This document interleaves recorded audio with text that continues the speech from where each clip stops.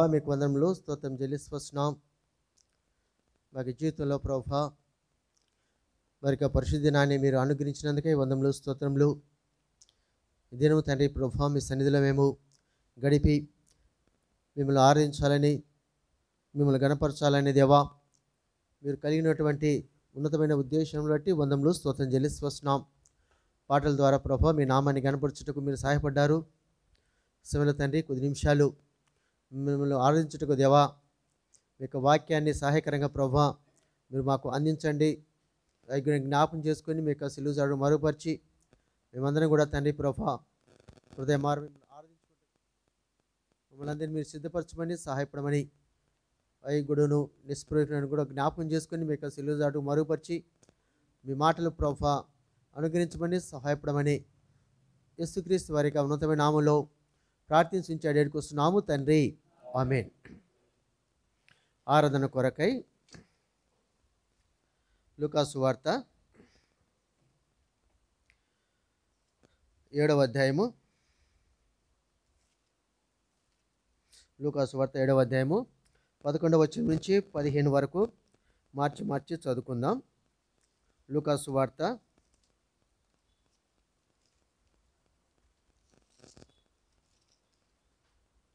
7వ అధ్యాయము 11వ వచనం నుంచి 15 వరకు మార్చి చదువుకుందాం. ఫ్యాన్ ఆపరా, ఫ్యాన్ ఆపేసి 11వ వచనం చదువుతాను, 12వ వచనం మీరు చదవండి. వెంటనే ఆయన నాయీనను ఒక ఊరికి వెళ్ళుచుండగా ఆయన శిష్యులను బహు జన సమూహమును ఆయనతో కూడా వెళ్ళుచుండిరి. నా ఊరి గవిని యొద్దకు వచ్చినప్పుడు చనిపోయిన ఒకడు వెలుపలికి మోసుకొని పోబడుచుండెను. అతని తల్లికి అతడొక్కడే కుమారుడు, ఆమె విధవరాలు. ఆ ఊరి జనులు అనేకులు ఆమెతో కూడా ఉండిరి. ప్రభువు ఆమెను చూసి ఆమె యందు కనికరపడి ఏడవవద్దని ఆమెతో చెప్పి దగ్గరకు వచ్చి పాడెను ముట్టగా మోయుచున్నవారు నిలిచిరి. ఆయన చిన్నవాడ లెమ్మని నీతో చెప్పుచున్నానగా ఆ చనిపోయిన వాడు లేచి కూర్చుండి మాట్లాడసాగెను. ఆయన అతనిని అతని తల్లికి అప్పగించెను. చాలా ప్రభువైన యేసుక్రీస్తు నామములో మీకు వందనం తెలియజేస్తున్నాను. దేవుడు ఎంత గొప్ప దేవుడు అనేటువంటి విషయాన్ని మరి మనము అక్కడ చూస్తుంటాం. దేవునిలో ఉన్నటువంటి గొప్ప లక్షణాలు మనం చూస్తే ఆయన కృప, కనికరములు, జాలి, దయగలిగినటువంటి దేవుడు. ఇవన్నీ కూడా ఎవరి నుంచి కలుగుతాయి అంటే దేవుని నుంచే కలుగుతాయి. తిమోతికి రాస్తూ తన మొదటి పత్రికలో చూడండి 1వ అధ్యాయము 2వ వచనము చివరి భాగం చదవండి. తిమోతి రాసిన మొదటి పత్రిక 1వ అధ్యాయము 2వ వచనంలో చివరి లైన్ చదవండి.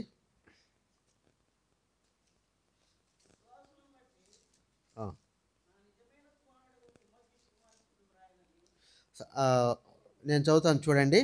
చివరి భాగము, మన ప్రభువైన యేసుక్రీస్తు నుండి, ప్లీజ్ నోట్ ఇట్, మన ప్రభువైన యేసుక్రీస్తు నుండి కృపయు కనికరమును సమాధానమును నీకు కలుగు. సో ప్రభువైన యేసుక్రీస్తు వారి నుంచి కృప, కనికరము, సమాధానము కలుగునుగాక. కీర్తనకారుడు 102వ కీర్తన 13వ వచనంలో ఆయన అంటాడు, ఆయన మానవుల ఎడల దయ చూపించేటువంటి దేవుడు, దయ చూపించేటువంటి ఆ యొక్క కాలము వచ్చింది అంటాడు. సో కాబట్టి దేవుడు మరి ఆయన ప్రేమ కలిగినటువంటి దేవుడు. యోహాను రాసిన మొదటి పత్రికలో ఉంటుంది కదా, ఆయన ప్రేమస్వరూపి, ప్రేమ కలిగినటువంటి దేవుడు. సో కాబట్టి అటువంటి లక్షణాలు కలిగినటువంటి ఆ గొప్ప దేవుడు, మరి దేవుడు మోషేకు దర్శనమైన తర్వాత దేవుడు ఆయనతో ఒక మాట అంటాడు. నిర్గమకాండము 33వ అధ్యాయము 19వ వచనంలో ఒక చక్కటి మాట అంటాడు. ఏమంటే, నా మంచితనం అంతయు నీ ఎదుట కనుపరిచెదను. అనగా దేవుని యొక్క మంచితనము అంటే దేవుడు మంచివాడు. ఈ లోకంలో ఎవరు కూడా మంచివారు కాదు, దేవుడు ఒక్కడే మంచివాడు అనే విషయం మనకు అర్థమవుతుంటుంది. సో అటువంటి మంచి దేవుణ్ణి వెంబడించేటువంటి ఆధిక్యత దేవుడు ఈ భూమి మీద మనకు అనుగ్రహించాడు. ఆ మంచి దేవునిలో ఉన్నటువంటి మంచి లక్షణాలు ఏంటి అంటే ఆయన ప్రేమగల దేవుడు, కనికరం గల దేవుడు, జాలిగల దేవుడు, కృప చూపించేటువంటి దేవుడు, తన యొక్క ప్రేమను కనపరిచేటువంటి దేవుడు. సో అటువంటి గొప్ప దేవుడు ఒక స్త్రీ పక్షంగా మరి లూకా సువార్త 7వ అధ్యాయము మరి 11-15 వచనాలను మనం చూస్తూ వచ్చాం. అక్కడ చూస్తే నాయీను అనేటువంటి ఒక గ్రామమునకు అక్కడ వెళుచుండగా దారిలో మరి యేసుక్రీస్తు వారికి మరి ఒక పాడెను మోయిస్తున్నటువంటి వారు కనిపించడము జరుగుతూ వచ్చింది. సో కాబట్టి అక్కడ మరి చనిపోయినటువంటి యొక్క వ్యక్తిని మరి వారు మోసుకొని పోవడము, వెలుపలికి మోసుకొని పోవచ్చుండెను. అక్కడ సందర్భం చూస్తే ఆమెకు ఒక విధవరాలు ఉంటుంది. ఆమెకు ఎవరు లేరు, ఒకే ఒక కుమారుడు. ఆ కుమారుడు చనిపోయాడు. ఆమె గురించి బైబిల్ ఏం రాయబడింది? ఆమె విధవరాలు. చూడండి, తనకంటూ ఎవరు లేరు, ఉన్నటువంటి ఒకానొక కుమారుడు చనిపోయాడు.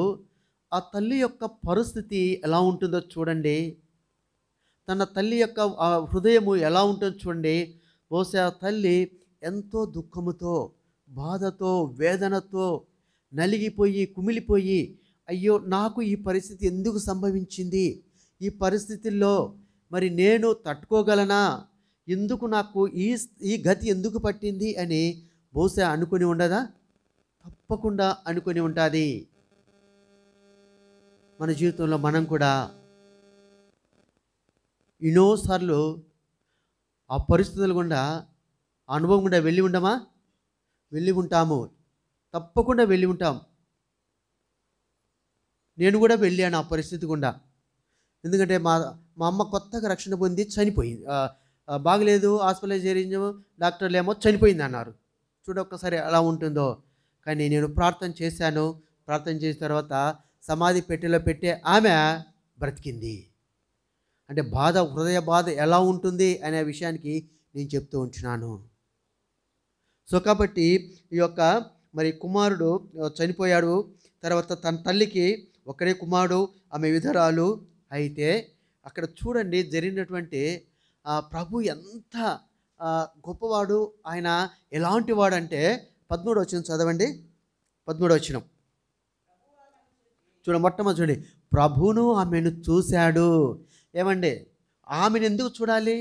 చనిపోయినటువంటి ఆమె కుమారుని కదా చూడాల్సింది. ఆమె కుమారుడు, ఆమె కావాల్సింది చనిపోయిన కుమారుడు కదా. కుమారుడు, అమ్మ ఆ కుమారుడు చనిపోయి ఉన్నాడు, ఆ శవాన్ని చూడాలి. కానీ ఎవరిని చూశాడు ప్రభు? ఆమెను చూశాడు. అంటే ఆమె వెళ్తున్నటువంటి ఆమె పరిస్థితిని దేవుడు చూశాడు. ఆమెను అర్థం చేసుకున్నాడు. ఆమె దగ్గరికి వచ్చాడు. ఆమె హృదయ బాధను చూశాడు. అప్పుడు ఆమె మరి తన హృదయంలో ఎంతో కుంగిపోయింది. ఆ పరిస్థితుల్ని దేవుడు ఆమెను చూసినప్పుడు దేవునికి హృదయం కూడా ఎంతగానో మరి కరిగిపోయింది. అప్పుడు వెంటనే చదవండి, ఇప్పుడు చదవండి. చూడండి, ఆమెను చూశాడు. ఆమె పరిస్థితిని దేవుడు చూసినప్పుడు దేవునికి హృదయం కరిగిపోయింది. అయ్యో, ఈమె యొక్క విధవరాలు ఇంత పరిస్థితి కూడా వెళుతుందని దేవుడు అర్థం చేసుకొని ఆ పరిస్థితుల్లో ఆమె మీద ఎలా దేవుడు దయ చూపిస్తున్నాడంటే కనికరపడ్డాడు మొట్టమొదట. ఎందుకంటే ఆమె వెళ్తున్నటువంటి బాధల్లో ఎవ్వరు కూడా ఆమెను కనికరించేవారు లేరు, ఎవరు కూడా ఆమెను ఆదరించేవారు లేరు, ఓదార్చేవారు ఎవరు లేరు. ఆమెలో హృదయంలో ఉంటే ఆ దుఃఖాన్ని ఎవ్వరు తీసివేయలేని పరిస్థితులు ఉన్నారు. ఆ పరిస్థితుల్లో దేవాది దేవుడు, కృపగల దేవుడు, కనికల దేవుడు ఆయన ఆమెను చూసి వెంటనే ఆమె మీద ఏం చేశాడు? కనికరపడ్డాడు. ఆమె పరిస్థితి చూసినప్పుడు ఆమె అర్థం చేసుకొని కనికరపడ్డాడు. కనికరపడి తర్వాత ఏమంటున్నాడు చూడండి, ఏడవవద్దు. అమ్మ, నువ్వు ఏడుస్తున్నావు, నీ దుఃఖం నాకు తెలుసు, నీ బాధ నాకు తెలుసు, నేను నిన్ను అర్థం చేసుకున్నాను, నువ్వు ఏడవద్దు అని ఆమెతో ప్రభువు అన్నాడు. అంటే ఏడవవద్దు అని ఎందుకు చెప్పాడు ఆ మాట అంటే, నువ్వు ఏడవద్దమ్మా, నేను ఉన్నాను కదా, నేను ఉన్నాను కదా, నేను చూసుకుంటాను కదా, నువ్వెందుకు దుఃఖపడుతున్నావు, నువ్వెందుకు బాధపడుతున్నావు, నేను ఉన్నాను కదా.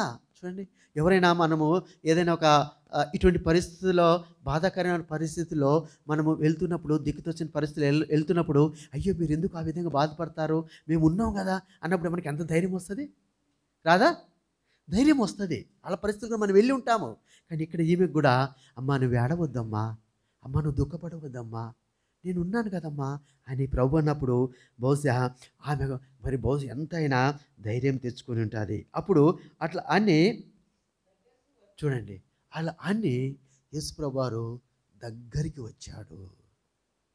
చూడండి, దేవుని యొక్క ప్రేమ ఎంత గొప్పదో ఆ పరిస్థితుల్లో దేవునిని దగ్గరికి నడిపించింది. తర్వాత చదవండి, చూడండి, తర్వాత ఏం చేశాడు, దగ్గరికి వచ్చి తన తల్లితో మాట్లాడాడు, తల్లిని ఆదరించాడు, తల్లిని ఓదార్చాడు, తల్లి యొక్క పరిస్థితిని అర్థం చేసుకున్నాడు. తర్వాత రెండవదిగా చూస్తే ఆయన దగ్గరికి వచ్చి ఏం చేశాడు, పాడెను ముట్టెను. ఏమండి పాడెను ఎందుకు ముట్టాలి, పాడెను ముట్టవలసిన అవసరం ఏంది? ఆ శవం దగ్గరికి వెళ్ళి ఆ పాడె మీద ఉంటే ఆ శవాన్ని చూశాడు, ఆ శవాన్ని దగ్గర ఆ పాడెను ముట్టవలసిన ప్రభువుకి అవసరం ఏందండి? ఒకటి అవసరం ఏంటి, చనిపోయిన వ్యక్తిని బ్రతికించాలి, అది కదా కావాల్సిందే. పాడెను ముట్టడంలో ప్రయోజనం ఏంటి అంటే, ఎవరు పాడెను ముట్టుకోవడానికి పెద్ద ఇష్టపడరు, ఎవరు కూడా ఇష్టపడరు. సో అందుకోసమని ఎవరు ఇష్టపడినా ఇష్టపడపోయినా నేను ఇష్టపడతాను అని చేసి చూపించాడు. అందుకని పాడెను ముట్టాడు. ఎందుకు సాధారణంగా ఎవరైనా పాడెను మోసుకొని వస్తుంటే ఎదురుగా వస్తే ఏం చేస్తారు తెలుసా, అటు ఇటు వెళ్ళిపోతుంటారు. పాడికి ఎదురుగా నిలబడతారా? నిలబడరు. సో అందుకోసమని ఇప్పుడు యేసుక్రీస్తు వారు పాడె దగ్గరికి వెళ్ళి పాడెను ముట్టారు. ప్రజలారా చూడండి అని చెప్పి తర్వాత చూడండి, ఎప్పుడైతే యేసుప్రభువు వారు ముట్టాడో, పాడెను ముట్టాడో, వెంటనే ఆ యొక్క పాడెను మోస్తున్న వారు మరి వారు అలా నిలబడిపోయారు, ఆగిపోయారు. అర్థం కాలేదు అక్కడ ఉంటే వారికి, ఇదేంటండి ఈయనొచ్చి పాడెను ముట్టేదంటే వాళ్ళకు ఆశ్చర్యం అనిపించింది. ఎవరు కూడా వెళ్తున్నారు, మోసుకొని వెళ్తూ పాడెను వచ్చి సడన్గా ఎవరు ముట్టరు. కానీ వారికి మోసేవారికి అర్థం కాలేదు. వెంటనే వారు మరి వాళ్ళు అలా ఆగిపోయారు. తర్వాత ఏం జరిగింది చూడండి, అప్పుడు చెప్పాడు. పాడెను ముట్టిన తర్వాత అప్పుడు చెప్తుంటాడు, చిన్నవాడా నువ్వు లేయి, ఎందుకు పండుకున్నావు, నేను నీతో చెప్పుచున్నానుగానే. అంటే చూసేవాళ్ళు, అక్కడున్న వాళ్ళు ఏమనుకుంటారు, అరే ఈయనేంటి అయినా పిచ్చి అయినామో ఏంటి, శవంతో మాట్లాడుతున్నాడు అనుకునిరా. చిన్నవాడా లేయి అంటే లేవమని ఎవరు చెప్తారు? నిద్రపోయే వారిని లేపుతారు. మరి ప్రజలందరి దృష్టిలో ఈ యొక్క చిన్నవాడు నిద్రపోతున్నాడా, చనిపోయాడా? చనిపోయేవాడు. మనుషుల దృష్టిలో చనిపోయాడు, దేవుని దృష్టిలో నిద్రపోతూ ఉంచాడు. సో ఈ లోకంలో అందుకే దేవుడు అంటాడు, మరియా మార్త వారితో అంటాడు, వారి సహోదరు లాజరు నిమిదం, అమ్మా నీవు దేవుని మహిమను నువ్వు చూడాలి అంటే ఏం చేయాలి, నమ్మాలి. కానీ లోకం ఏమంటుంది, చూస్తే నమ్ముతామంటారు. లోకము చూస్తే నమ్ముతావు, కానీ దేవుడు ఏమంటున్నారు, నువ్వు నమ్మితే దేవుని మహిమ ఏంటో చూస్తావు. ఇక్కడ అదే జరుగుతూ వచ్చింది. వాళ్ళందరి దృష్టి ఏంటి, ఏంటంటే చనిపోయిన శవంతో మాట్లాడుతున్నాడు ఏంటి అని అనుకోవచ్చు. కానీ యేసుప్రభువు దృష్టి, ఆయన మనస్సు, ఆయన ఎలా ఉంది, ఈ పిల్లవాడు నిద్రపోతున్నాడు, నేను ఆయన లేపుతున్నాను, చిన్నవాడా లెమ్ము అని చదవండి సిస్టర్.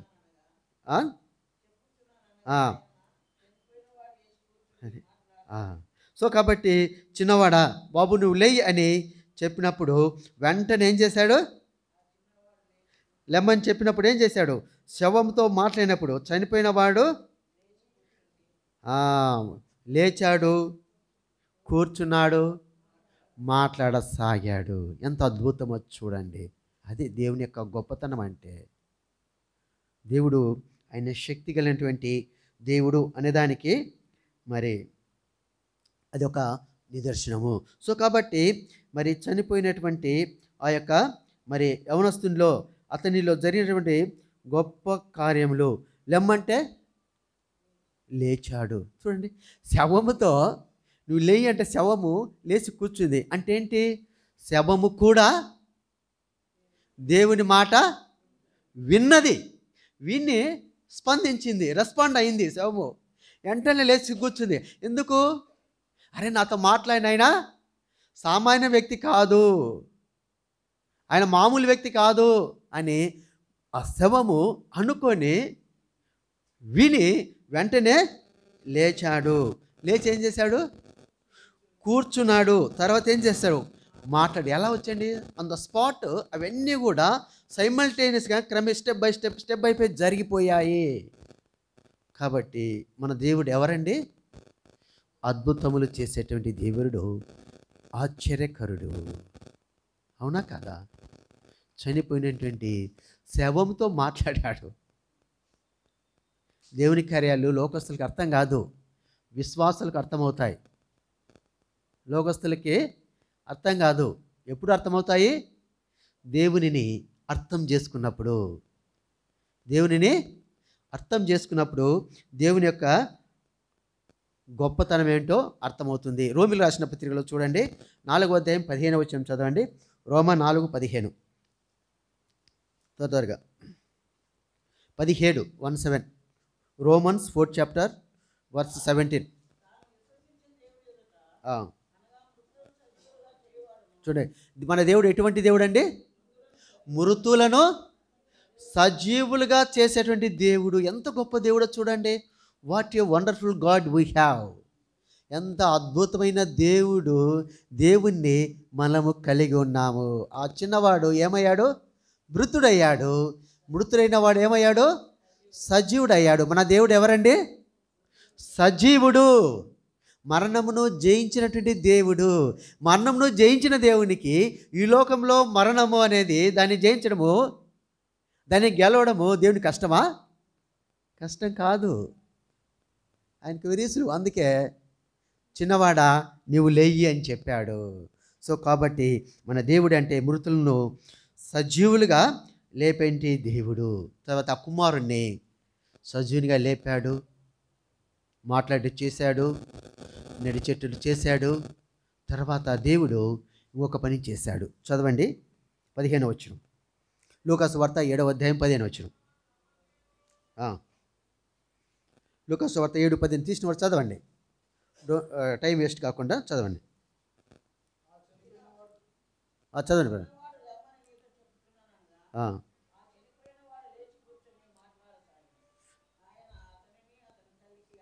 చూడండి, తర్వాత ఏం చేశాడండి? తన తల్లికి అప్పగించాడు. బతికాడు కదా, వెళ్ళిపోవచ్చు కదా, తల్లి పక్కనే ఉంది కదా, మళ్ళీ తల్లికి అప్పగించవలసిన విషయం ఏముంది చెప్పండి? అక్కడే ఉంది కదా తల్లి కూడా. కానీ ప్రభు ఎందుకు ఆ మాట చెప్పాడు? తల్లికి అప్పగించవలసిన అవసరం ఏముంది అంటే, అమ్మ నీ కుమారుణ్ణి బ్రతికించినటువంటి దేవుడును నేను, ఆ దేవుడిని ఇదమ్మ నీకు అప్పగిస్తున్నాను, ఆ దేవుని గురించి నువ్వు తెలుసుకోమ్మా, నీకు అప్పగించేటువంటి వ్యక్తి గురించి నువ్వు ఒక్కసారి ఆలోచించమ్మా అన్నట్లు అక్కడ మనం అర్థం చేసుకోవచ్చు. ఆ కుమారుణ్ణి తన తల్లికి అప్పగించెను. మరి యేసుక్రీస్తు వారు శిలువలో వేలాడుతూ ఒక మాట అన్నాడు. ఏమన్నాడు? తండ్రి, చనిపోయింది, తండ్రి నీ చేతికి నా ఆత్మను అప్పగించుచున్నాను. ఎందుకు చెప్పాలండి?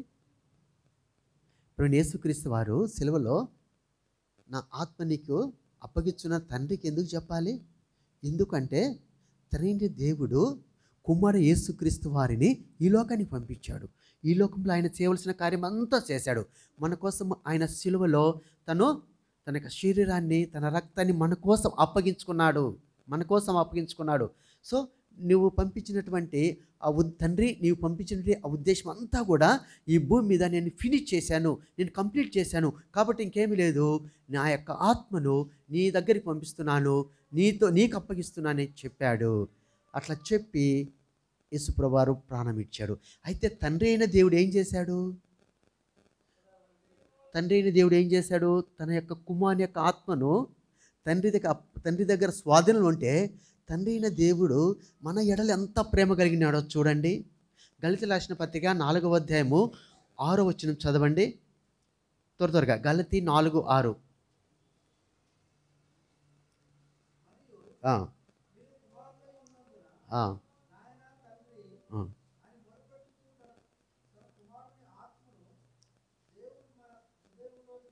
చూడండి, తన కుమారుని యొక్క ఆత్మను, ఎవరి ఆత్మది? ఆ కుమారుడు ఎవరు? యేసుక్రీస్తు వారి యొక్క ఆత్మను మన హృదయంలోనికి పంపించాడు. ఎవరు? తండ్రి అయినటువంటి దేవుడు. ఆ ఆత్మ తండ్రికి ఎవరిచ్చారు? సిలువలో చెప్పాను కదా, ఏమన్నాడు? ఆ? నా ఆత్మ నీకు అప్పగిస్తున్నాను తండ్రిని సిలువ చెప్పాడు. ఆ తండ్రి ఏం చేశాడు? మన మీద చూడండి ఎంత కన్సర్న్ ఉందో, మన గురించి ఎంత ఆలోచిస్తున్నాడో. ఆ కుమారుని ఆత్మను మన హృదయంలోకి పంపించాడు. మనలో ఉన్న ఆత్మ ఎవరిది? ప్రభువైన యేసుక్రీస్తు వారి యొక్క ఆత్మ మనలో హృదయంలో ఉంది. ఆత్మలు రెండు కదా, ఒకటి ఏంటి? దురాత్మ, యేసుక్రీస్తు వారి ఆత్మ.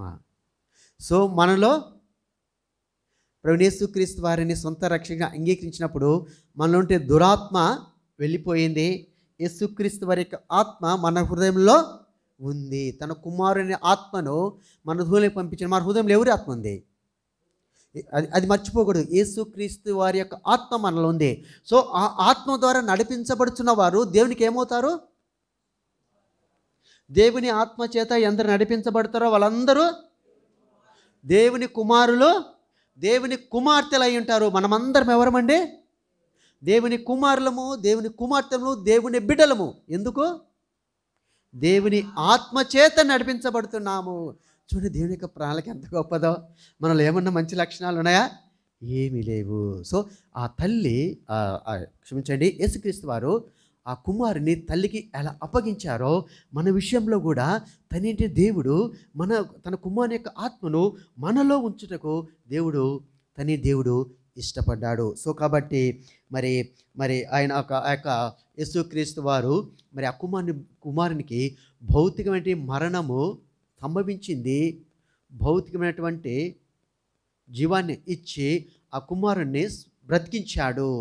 అయితే మన జీవితంలో మనము ప్రభుని ఎరగమునుపు మన యొక్క పరిస్థితి ఎలా ఉండేదంటే, దేవుని ఎరగమునుపు మన ఆలోచనలు, మన స్వభావము, మన క్రియలన్నీ కూడా పాపంతో నిండినట్టు, పాపం చేసిన వారమే. అందుకే ఎఫెసీ 2:1 ప్రకారం ఏమింది?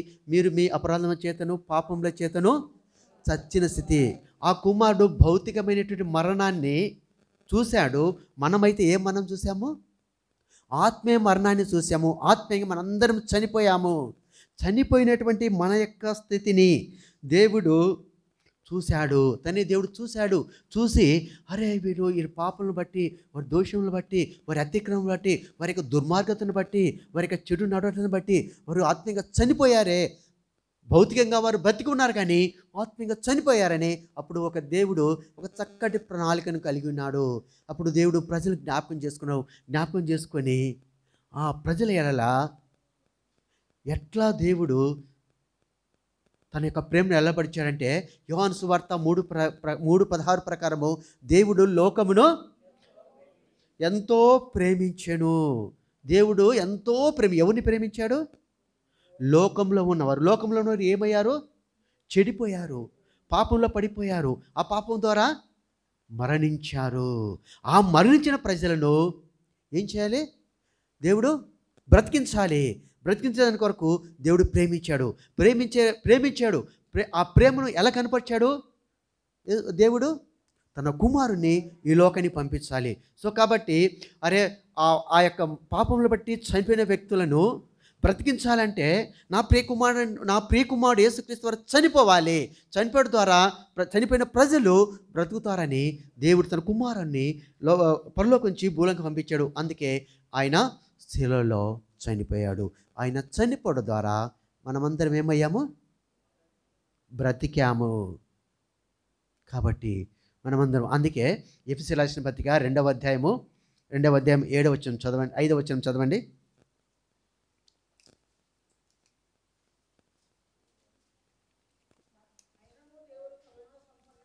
చూడండి అయినను, చూడండి మన స్థితిని అర్థం చేసుకొని, అయినను దేవుడు కరుణగల దేవుడుగా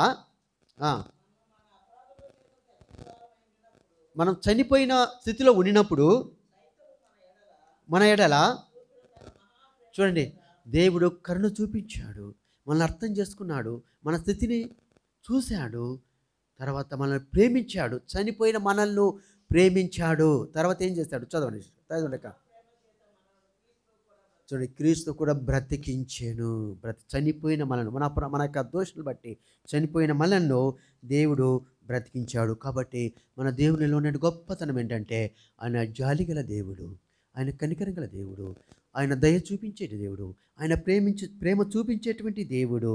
అటువంటి గొప్ప దేవుడు మన కోసము పరలోకానికి భూలోకానికి దిగి వచ్చి శిలువలో మన కోసం ఆయన చనిపోయాడు. ద్వారా మనమేమయ్యామంటే బ్రతికించబడ్డాము. ఆయన యొక్క రక్తం ద్వారా మనలో ఉండే ప్రతి పాపాన్ని కడిగి పవిత్రపరిచి పరిశుద్ధపరిచి ఆయన బిడ్డలుగా చేసుకున్నాడు. కాబట్టి మనల్ని ఆయన ఏం చేశాడు? బ్రతికించి మనల్ని ఏం చేశాడు? అలా వదిలిపెట్టాడా? లేదు. 7వ వచనం ఎఫెసీ 2 చూడండి, చదవండి. చూడండి, మనము చనిపోయిన స్థితిలో ఉన్నటువంటి మనలను దేవుడు కరుణించి ఆయనతో కూడా లేపి చదవండి. సో పరలోకంలో ఆయనతో కూడా కూర్చుండబెట్టండి. చూడండి, చనిపోయినటువంటి మన యొక్క పాప స్థితిని బట్టి చనిపోయినటువంటి మనలను బ్రతికించుకుంటు కొరకై యేసుక్రీస్తు వారు ప్రాణం పెట్టాడు. ఆయన ప్రాణం పెట్టడం ద్వారా బ్రతికించబడ్డాం. బ్రతికించబడిన మనకు కలిగిన మేలు ఏంటంటే పరలోకంలో ఆయనతో కూడా కూర్చుని. ఒకవేళ మనం బ్రతికించబడకుండా అలానే చనిపోయి భౌతికమైన మరణాన్ని అనుభవించింటే నరకంలో యాతన పడేవారము. దేవుని యొక్క ప్రేమించండి, నరకంలో యాతన పడకూడదని దేవుడు దయచేసి మన మీద ఉన్నటువంటి తన యొక్క ప్రేమను, తన కుమారుణ్ణి మరణానికి అప్పగించుటకు వెనుకు తీయలేదు. ఆ కుమారుని యొక్క మరణం ద్వారా బ్రతికించబడ్డాం. ద్వారా దేవుని పిల్లలంగా బ్రతికున్న మనము ఈ భూమి మీద ఎందుకు బ్రతుకుచున్నామని ఎరగాలి. ఈ భూమి మీద బ్రతికి ఉన్న మనము ఎందుకు బ్రతుకుచున్నాము? దేని కొరకు బ్రతుకుచున్నాం? బ్రతికితే ప్రభుకు బ్రతకాలి, చనిపోతే ప్రభు కొరకు చనిపోవాలి. సో దేవుడు మరి ఆ యొక్క బ్రతికించినటువంటి విధానము మనం చూస్తే మరి ఆయన మనలా కరుణించాడు, కృప చూపించాడు, జాలి చూపించాడు, దయతెలిచాడు. యోగ్యత ఏ మంచి లేని మనలను దేవుడు గుర్తుపెట్టుకొని మన స్థానాన్ని ఆయన తీసుకునేకి ఇష్టపడ్డాడు. తద్వారా మనం అందరం కూడా దేవుని రాజ్యానికి వారసులయ్యాం. సో దేవునికి రాజ్యానికి వారసులైన బిడ్డలు ఆత్మతో సత్యంతో ప్రభును ఆరాధించుటకు దేవుడు మనకు సహాయం చేయనుగాక.